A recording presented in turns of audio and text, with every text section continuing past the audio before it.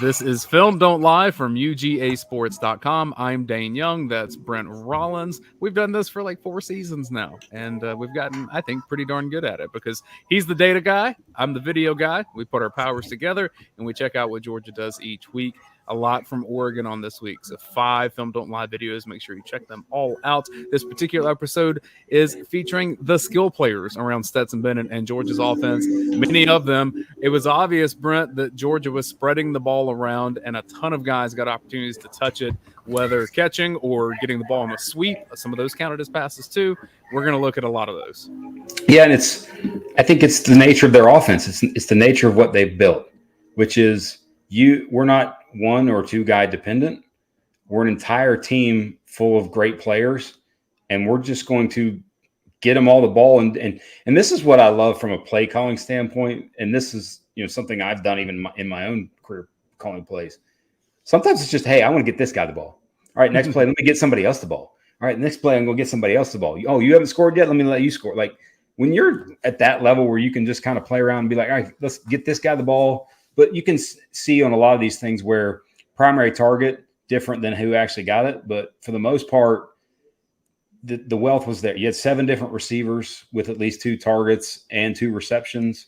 You had, Edwards, Milton, McIntosh, Ladd got a couple just different people carrying the football. It was a plethora of playmakers. And this is, I think, the first play that we're going to show. And that sort of distribution that you just talked about is college football's what they should be scared of.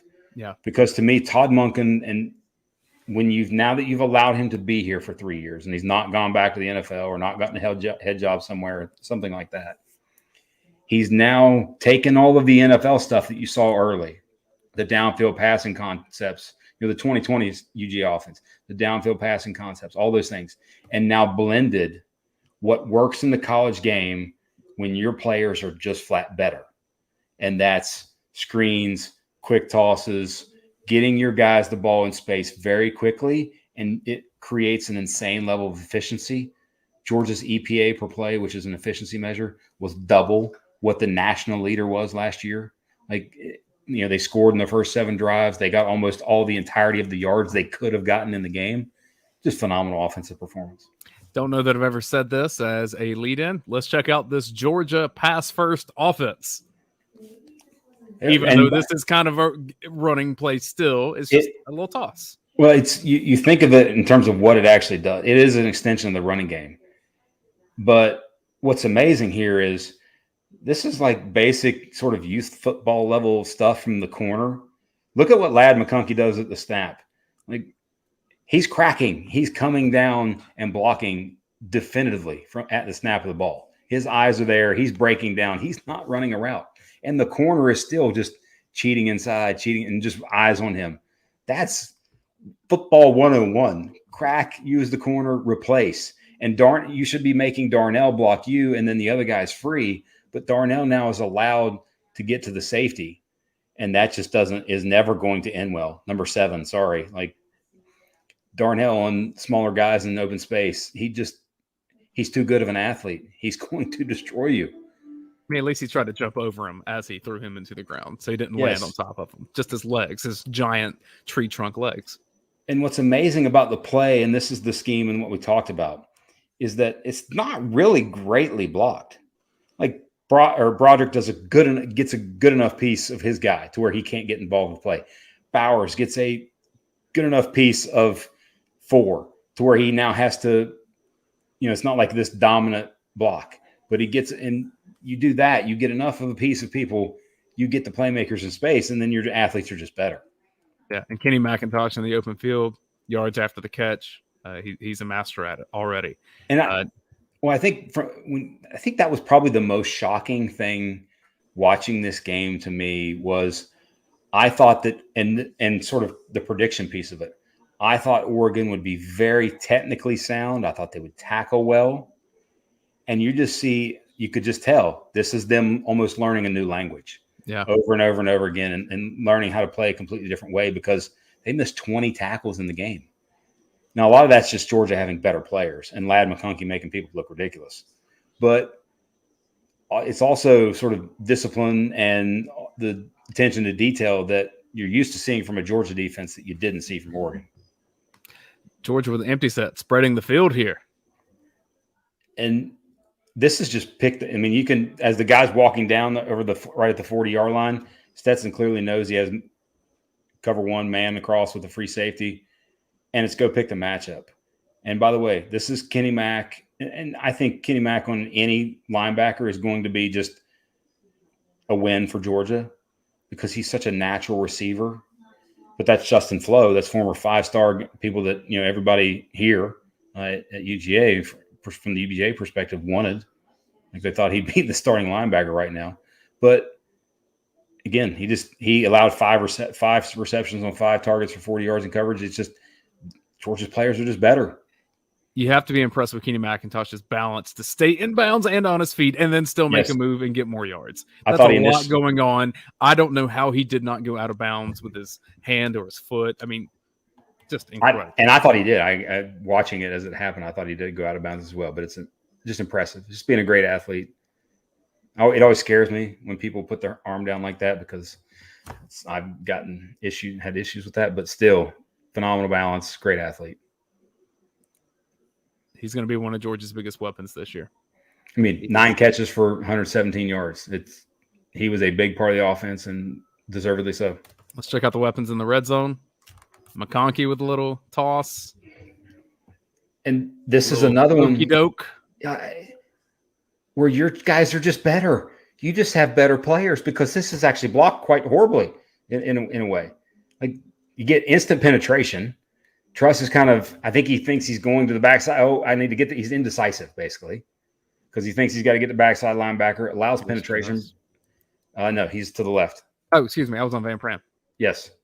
So watch Truss from the snap. He's just indecisive there because of the big step that the defensive lineman takes and with the backer coming a little bit. And then he's like, all right, I need to go get somebody. But it doesn't matter because Lad's just faster than those guys. Well, what was poorly blocked here, we must point out, A.D. Mitchell. And Brock Bowers. Well, Bowers too, but A.D. Mitchell back here shoving someone into the tunnel. Yep. Yo, if this is in your game now, hello. Yes. I saw he was not a good blocker last season. I think Blaine, our Blaine Gilmore on the site that you can see on Monday nights on the recruiting show, had a video. He was right behind this and had the video coming right at him. And you can just see AD just destroying that guy. But this is perimeter blocking at its best because, all right, take wherever you want to go, I'm going to take you. And once you make a decision, like Bowers, he comes up and initially hits him. Just, right there. Now, where do you want to go? All right, now you want to go outside? I'm going to take you there. Easy. And then Ladd is just ridiculous. What a game he had. He's deceptively fast, Dayne. He's probably quicker than he is fast. He's just a freaking beast of an athlete. And here he is in motion here coming from this side. And this is another great job by Stetson, by the way. Because when he comes off this fake with Ladd going deep, by the way, this also happened against, I think they ran a similar play against Clemson a year ago. But when he comes off the fake, you can tell I think he wants to go to Ladd deep because the corner at 11 kind of gets his head inside and gets sucked inside a little bit, but he recovers. Stetson sees he's here, sees him recovering, turning his head, and all right, I'll just take it to Darnell. I'll just let Darnell go be an absolute alien. I mean, this should be a tackle right there, 2 yards. You move on to the next play. Yep. But the potential that we've all talked about with Darnell Washington because of his crazy size, and now he's matched with some health and increased athleticism. I mean, he's as good as he's ever been at Georgia, and he's already been a good player, especially in blocking. This guy's a weapon in the field now, and good luck to any nickel that ends up on Darnell Washington, especially in the open field. I'm sorry for you.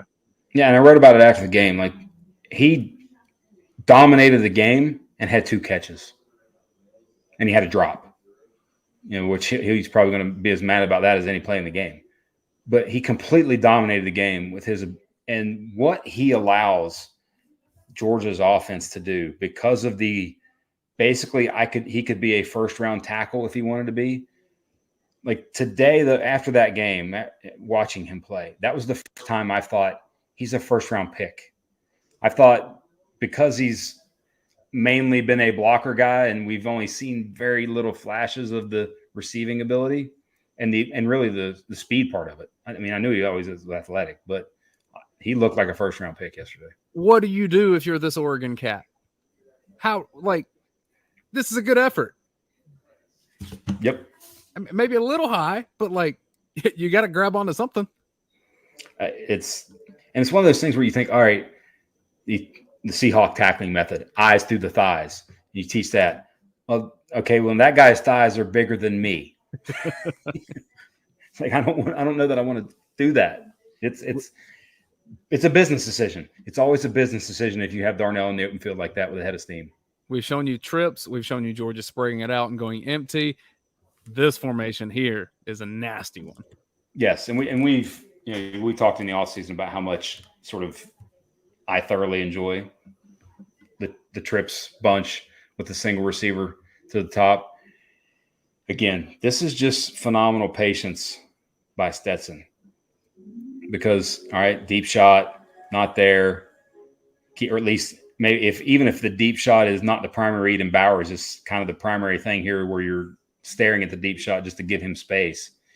The other thing that, to me, if you want to look at here, is Stetson's mechanics and the whip and hip drive and the way he's keeping his back foot Velcroed to the ground and letting his hips clear. Like if Tom House, pitching guru guy that's, also does a lot of QB work, it's almost like he worked with him a lot. He's Tom Brady's, I think, QB coach too, or throwing mechanics guy. But I think that was the other big thing with Stetson I noticed in the game was his mechanics have vastly improved. The rotational force he's using, the way the ball is coming out hot, the quickness of the release, that's scary. He looks confident in everything. Scary for college football. So the wrinkle on this that I don't remember, so correct me if I'm wrong here, Brent. Roseme going all the way through the backfield in between the quarterback and the running back to kind of come out to the other flat. So what Georgia's going to wind up with, you have Bowers going across the middle. You have two options here in the flat. Obviously, it's going to open up a lot of space if Stetson needed to run it himself too. But like Roseme coming all the way through the backfield. I mean, I covered arena football at one time. Like that's a unique one to me that I don't remember Monken having in there. Well, I don't think it's not with him. I think when you think back to the national championship game, the play to Pickens had Bowers as that sort of, I don't know if it was that type of fake, but Bowers was that guy. And maybe it's just the direction that he's running. That Roseme is literally standing right behind Stetson Bennett as Bowers is, beginning his route here. Like just I've seen it before, maybe a little bit further up the field here, but yeah, to go behind Stetson, I liked it. I thought it was unique. I'm like, you could probably end up handing him the ball at some point and saying, run that way with Darnell. Well, you can do so many different things all of it. And we talked about this in the offseason, what the things that you can do from that formation. And by the way, Bowers, 2 catches. I mean, and he was still greatly effective as a blocker, still a threat, still somebody that the defense big time accounted for. And look at these 2 guys trying to cover him. Yep. Good luck. Sorry. Well, this is a play with a lot of motion, a lot of things happening. This is what's going to have to happen for Brock Bowers to get catches because he's going to command this kind of attention regularly. Yeah, the strong front side and the hip drive and the keeping the back foot Velcroed from Stetson. Ooh, that as a person who watches quarterbacks and does that. Does your heart good? That gets me very excited because I thought he could clean that up big time.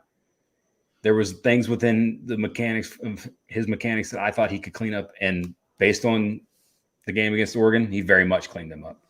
All right, make sure you're subscribed to our YouTube channel or Facebook if that's your jam you like to watch there. Film Don't Lie, a very big version for this first game against Oregon. Plenty of things to watch. This has been our episode on Georgia's Skill Guys. We'll see you on our next episode. For Brent Rollins, I am Dayne.